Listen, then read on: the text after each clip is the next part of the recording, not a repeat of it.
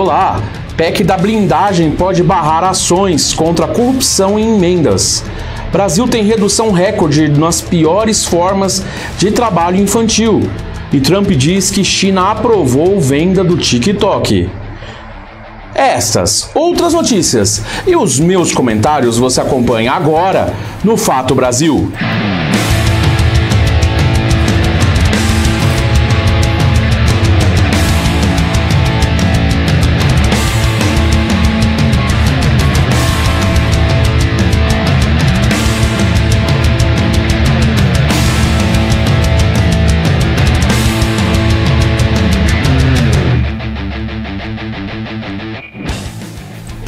E estamos começando mais um Fato Brasil aqui na WTV. Muito obrigado pelo carinho da sua audiência. Lembrando que desde já que você pode estar acompanhando todo o nosso conteúdo da WTV Brasil, nossas divulgações, enfim, nas nossas redes sociais, que são muitas, que estão aí na tela. Facebook, Instagram, Blue Sky, o X, que é o antigo Twitter, os Threads, o TikTok, o Quai, seu app de vídeos curtos, e no YouTube. Você pode dar aquele joinha, né? Curte lá, dá o joinha. Se você ainda não é inscrito no canal, se inscreva no nosso canal. Para você não custa nada, mas para nós é muito importante. Lembrando que em todas as redes sociais, inclusive YouTube, nós somos o @WTV Brasil, tudo junto. É isso, só digitar WTV Brasil que você acha a gente. Tá bom? Você também pode acompanhar a gente na Soul TV, onde nós somos o canal 89. E desde já vou agradecendo o carinho enorme e a audiência de vocês. Vamos agora então para os nossos... começar o nosso programa, né? Falando sobre alguns assuntos que as pessoas têm me perguntado. Vem aqui, ó. Tem gente que tem perguntado muito sobre a minha opinião sobre o assassinato de Charles Kirk. Assassinado aí no final de semana passado aí com um suposto ativista extremista, né? Que dizem que era do movimento dos antifascistas, né? Bom, eu tenho uma opinião sobre isso. Tem muita gente me perguntando sobre isso e eu também tenho acompanhado muita gente se posicionando sobre isso. Inclusive, teve uma pessoa que chegou a falar que, porque se diz que o assassino era um esquerdista, né? Se é esquerdista, era extrema esquerda, que é a mesma coisa que extrema direita, né? Como eu já disse antes, extremismos são sempre ruins.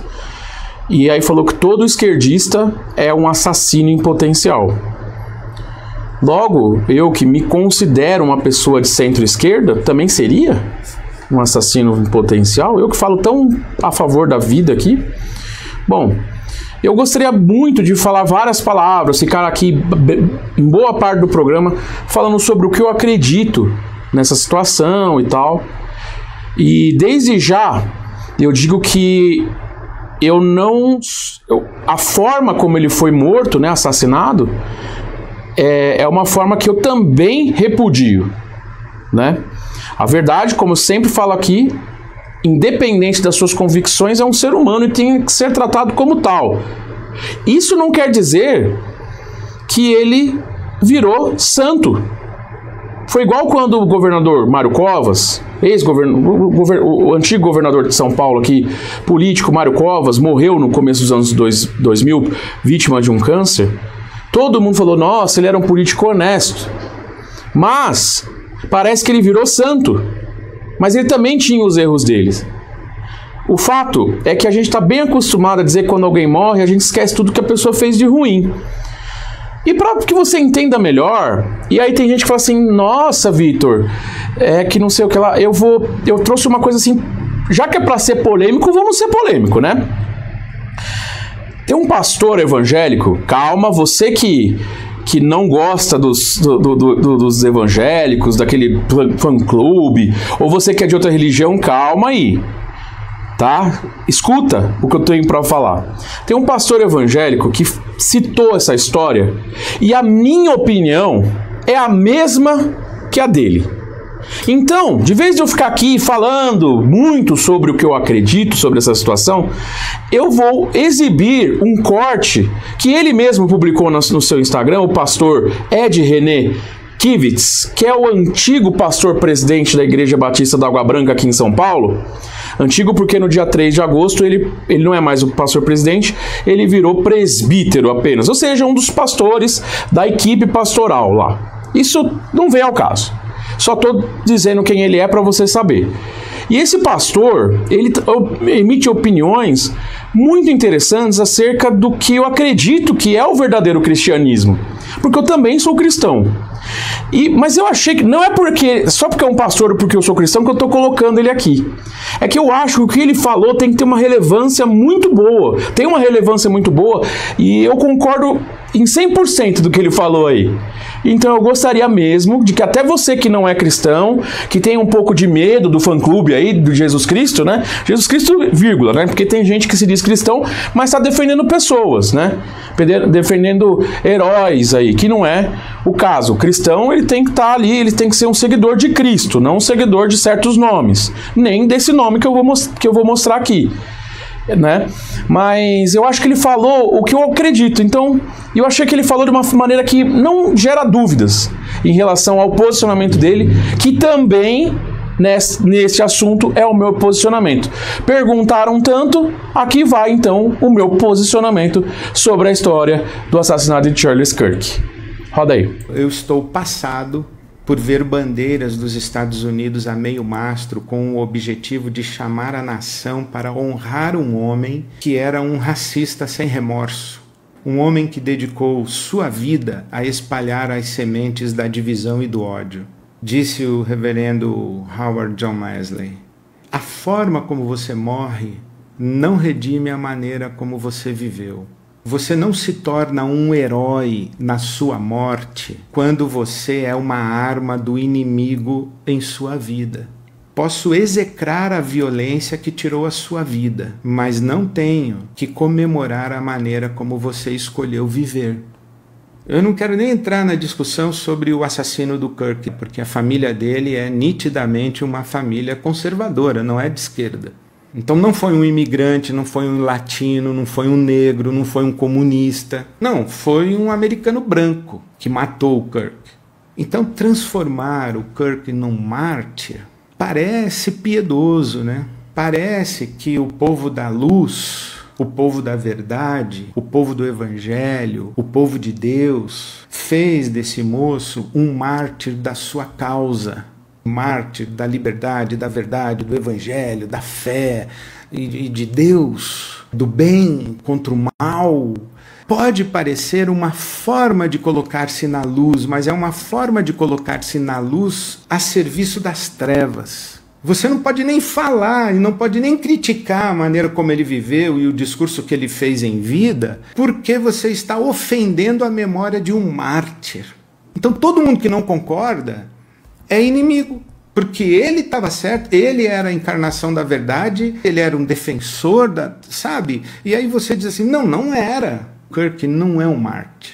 Ele está longe de ser uma expressão indiscutível da verdade e da justiça.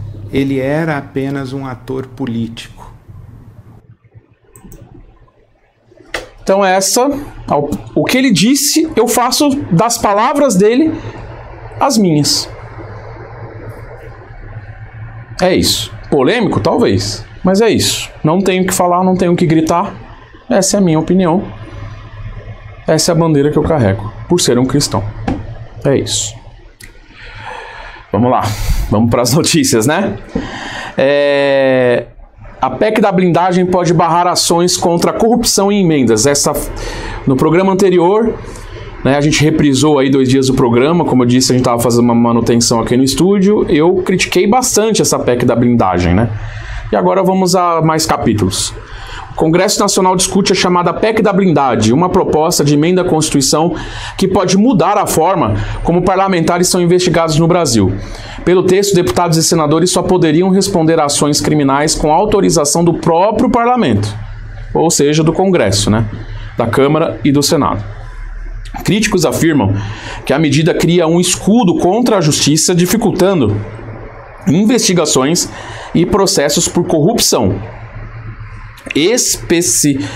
especialmente no uso de emendas parlamentares. Só nesse ano, o Orçamento Federal reservou cerca de 50 bilhões de reais para esse tipo de recurso, valor semelhante ao previsto em 2026, para 2026, O alerta fica ainda mais grave diante das investigações já em andamento. O Supremo Tribunal Federal determinou a apuração de mais de 960 emendas individuais, as chamadas emendas PIX, que eu também comentei no programa passado sobre elas, que somam quase 700 milhões de reais. O ministro Flávio Dino, por exemplo, chegou a suspender repasses, como nós noticiamos no programa passado, suspeitos de fraudes, após as auditorias da Controladoria Geral da União indicarem irregularidades. Para os defensores dessa PEC, da blindagem, a proposta seria uma forma de proteger os mandatos parlamentares de possíveis abusos do judiciário. Mas, para entidades do movimento de combate à corrupção eleitoral, trata-se de um retrocesso que ameaça a transparência e favorece a impunidade. Então, fica aí mais um... Porque eu acredito também que essa PEC é um absurdo, não é? De blindar. Ah, mas é para blindar do abuso do judiciário. Falei muito sobre a minha opinião aqui. Mas, com isso, se a gente levar que existe um abuso do judiciário no Brasil. Entendeu?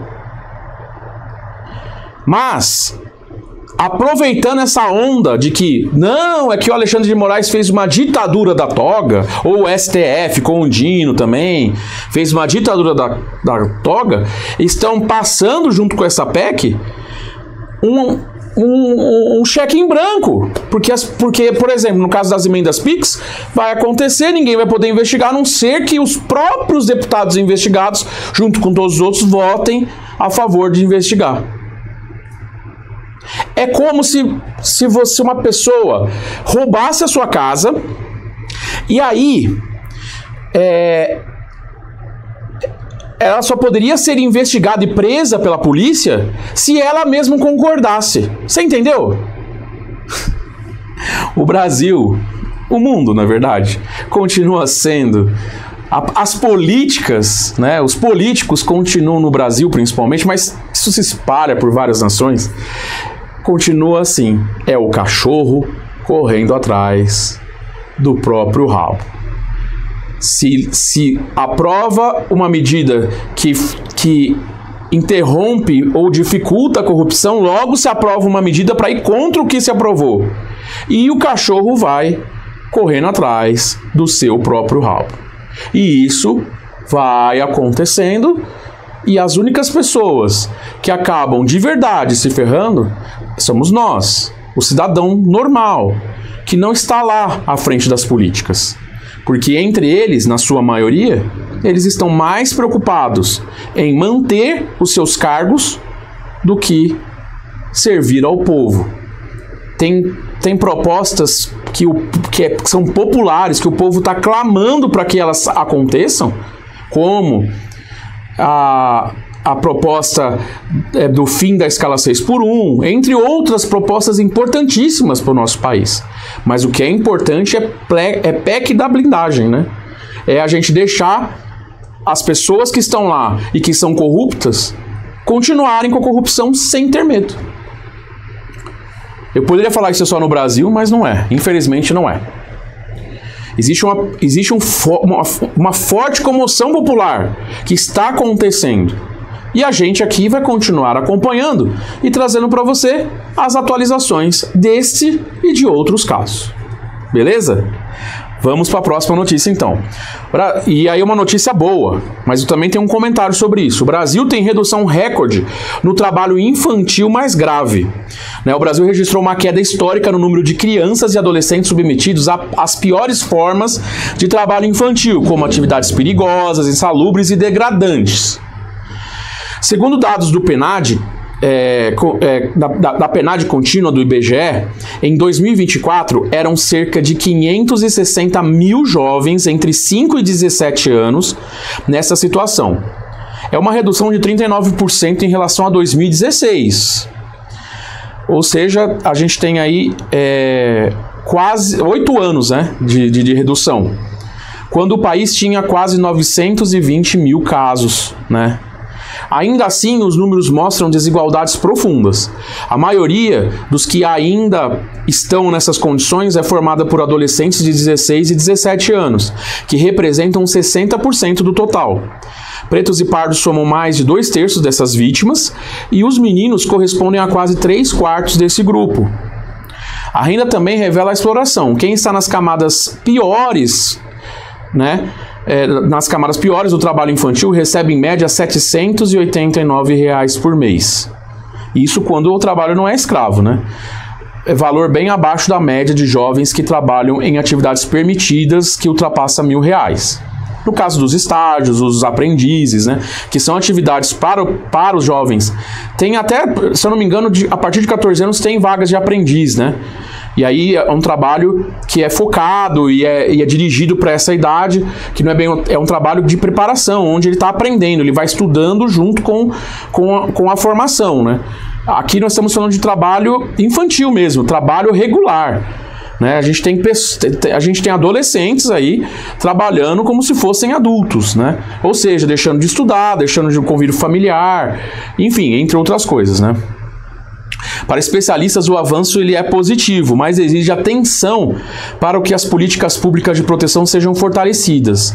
O desafio é garantir educação, renda e inclusão para que nenhuma criança ou adolescente precise abrir mão da sua infância para sobreviver. É verdade, mas eu vou falar uma coisinha aqui. Tá vendo? Isso deveria ser a prioridade do Congresso, nas duas casas, tanto a Câmara dos Deputados como o Senado Federal. Isso deveria ser uma prioridade. Acabar com o trabalho infantil. Vê se isso passa. Vê se eles estão preocupados com isso.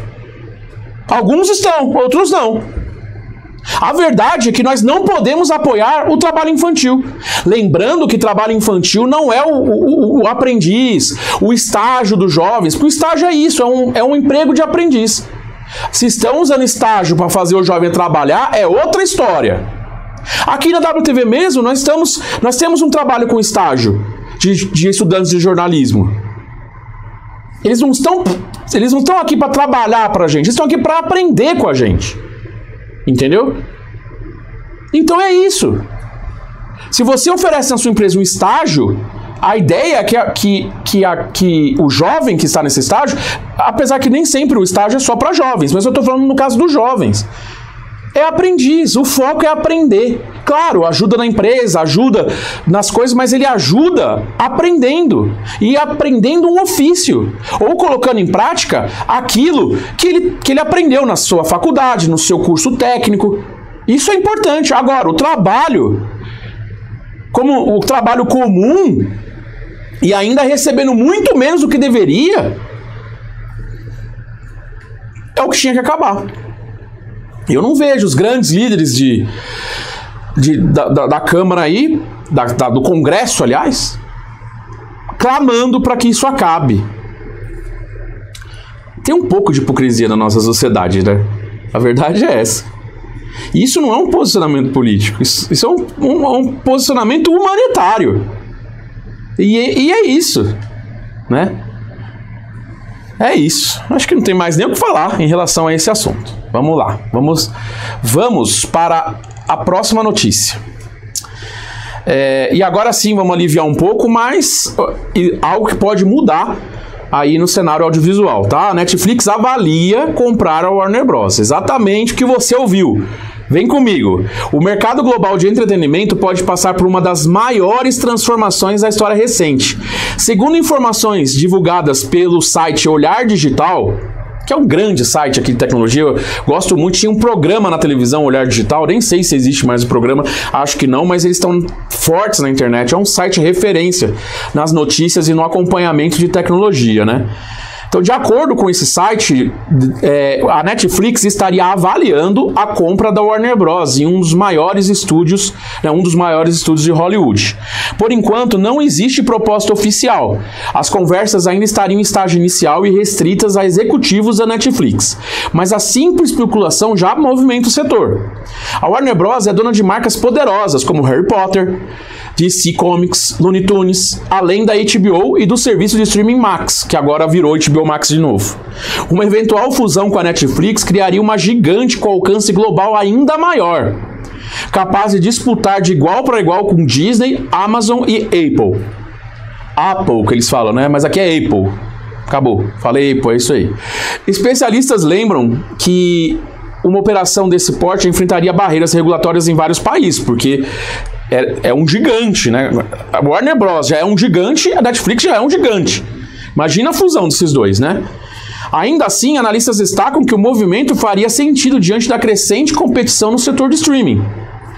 Se a negociação avançar, será mais um capítulo da onda de fusões e aquisições que vem redesenhando a indústria audiovisual nos últimos anos. O que eu posso dizer acerca disso, gente, é que é o que eu vislumbro também, como um profissional da comunicação, de que vai acabar acontecendo. Não digo, assim, não é uma confirmação, existe uma conversa aí, né? Parece que há uma conversa, uma especulação, mas uma especulação com um fundinho ali, porque de acordo com a fonte do Olhar Digital, existe uma conversa, e detalhe, muito provavelmente não teria outros estúdios interessados, outros serviços interessados em adquirir a Warner Brothers, que nas últimas semanas as suas ações têm caído, estando um pouco em queda. E não há perspectiva, a menos que aconteça algo grande, como por exemplo a fusão com a Netflix, dessas ações subirem. Como as ações não sobem, a empresa perde valor. É isso, entendeu? Claro que o caminho para isso é um caminho longo, né? E se isso for concretizado, criaria um dos maiores aglomerados de mídia do mundo. Ou seja, a HBO Max, que já é o streaming da Warner Bros., que se fundiu com o grupo Discovery, ou seja, já houve uma fusão entre dois grupos, se fundindo com a Netflix, daria a Netflix um estúdio de cinema. E a Netflix já é conhecida por fazer filmes, alguns de muito sucesso, né? Para nós, consumidores, essa fusão poderia ser muito positiva, porque seria um streaming a menos pra gente pagar, né? A verdade é essa, né, gente? A verdade é essa. Pra gente que trabalha aqui no audiovisual, seria um streaming a menos pra pagar. Não é verdade? E talvez oportunidades, né? Porque temos leis nos países que obrigam a ter taxas, cotas de programas nacionais. No caso aqui no Brasil existe essa lei. E claro, a gente está presente no streaming, porque a Netflix tem sido bastante legal em relação a colocar em seu catálogo produções dos países ao qual ela atua. Tem muitas produções brasileiras, eu gosto muito de produções espanholas, como por exemplo La Casa de Papel, por exemplo, que foi um sucesso, né? E a espanhola, né? Aqui a gente teve 3%, que no seu ano de estreia foi um sucesso avassalador também. Se bem que, na minha opinião, as outras temporadas, assim, entendeu? Mas a primeira foi muito boa. Aí é opinião, tá, gente? E, enfim, a gente continua acompanhando isso porque, sim, mexe com o audiovisual, mexe com trabalhadores do audiovisual, com o mercado e como o mercado reage. Mexe aqui com a WTV Brasil, porque nós também somos do audiovisual, também somos streaming. Na verdade, nós somos os dois. Nós somos TV, nós somos streaming, que você está assistindo a gente através do streaming, que nossa transmissão hoje é exclusivamente pela internet, através da Soul TV. Põe aí a Soul TV, vai, vamos mostrar a Soul TV. Olha. Através dessa TV de streaming, exatamente, a Soul TV, que já é uma TV que já está nos moldes da TV 3.0, a qual nós estamos aqui. Só falta a gente transmitir 4K para ficar totalmente 3.0. Mas nós estamos em Full HD. Você está me vendo em Full HD se estiver assistindo pela Soul TV, no YouTube também, a não ser que a sua conexão seja ruinzinha e baixe um pouco a qualidade, mas acontece. Mas isso impacta a gente, e impacta também na forma como eu e você, a gente consome entretenimento, principalmente em relação ao streaming, e também ao cinema. Isso impacta direto a indústria cinematográfica e os cinemas. É tão gostoso de assistir um filme no cinema, né? Eu gosto muito, eu sou cinéfilo também, gente. Já falei muito de política aqui no Fato Brasil, mas eu amo falar um pouquinho de cinema e tal. Mas é isso. Vamos avançar para a próxima notícia, então, porque o tempo urge. E mais uma conversa aí que pode mexer agora não só no audiovisual, mas também na questão das redes sociais, né? O Trump, o ex-presidente dos Estados o presidente dos Estados Unidos, né, ex-presidente, o presidente dos Estados Unidos, Donald Trump, afirmou que a China teria aprovado a venda do TikTok, em um acordo que pode pôr fim ao impasse sobre o futuro do aplicativo no país. A gente tem acompanhado que se aprovou uma lei que se o controlador do TikTok nos Estados Unidos não for americano... Opa, não troquei a câmera, desculpa, gente. Desculpa. Se o controlador do TikTok não for americano, a empresa não vai ser bloqueada nos Estados Unidos, né? Uma lei também extremamente esdrúxula, né? Mas ele disse, né, que um acordo que pode pôr fim, que teve um acordo que pode pôr fim a esse impasse. Segundo Trump, o negócio envolveria a transferência de operações do TikTok nos Estados Unidos para o controle de investidores americanos, atendendo à lei que exige o desinvestimento da empresa chinesa ByteDance, que é a dona do TikTok. Esse prazo estaria prestes a vencer, o que aumenta a pressão para uma definição. Autoridades dos dois países confirmam que o entendimento preliminar foi alcançado, mas até agora Pequim não detalhou oficialmente os termos do acordo. Levantamento de dúvidas sobre se a negociação já está quase concluída, essas coisas, né? O TikTok tem cerca de 170 milhões de usuários só nos Estados Unidos e é visto como uma peça estratégica na disputa tecnológica entre Washington e Pequim, por causa do sucesso, né? E nós também estamos no TikTok. Põe as redes sociais aí, enquanto eu vou falando, vai. Ó, a gente também tá no TikTok, é uma das nossas redes sociais, nós estamos lá.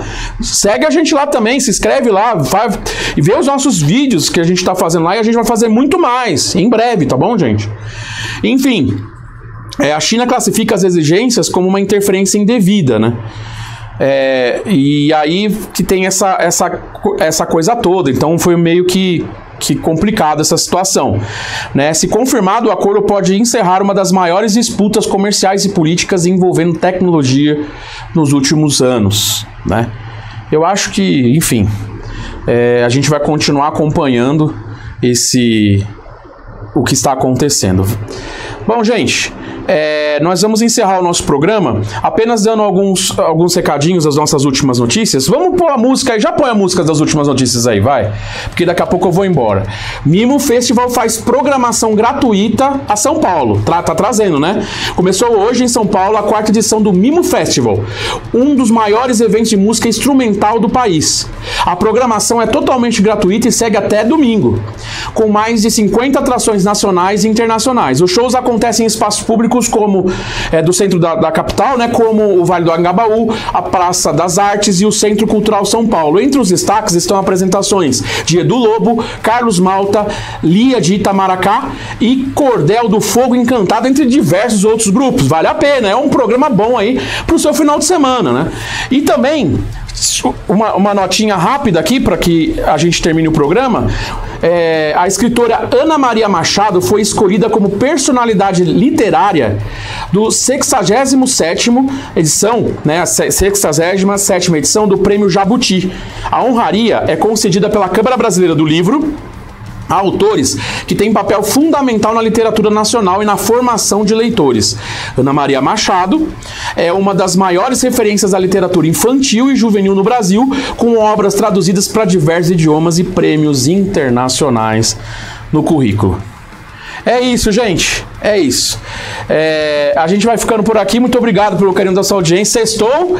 Você pode estar vendo a reprise do Fato Brasil na segunda-feira, que a gente reprisa na nossa programação linear, ou no YouTube. Mas é isso. Se ainda não é segunda-feira, se você está vendo no final de semana, vale a pena conferir o Mimo Festival e todas as atrações do final de semana. Bom final de semana para vocês. Eu volto na segunda-feira com mais Fato Brasil aqui na WTV. Tchau.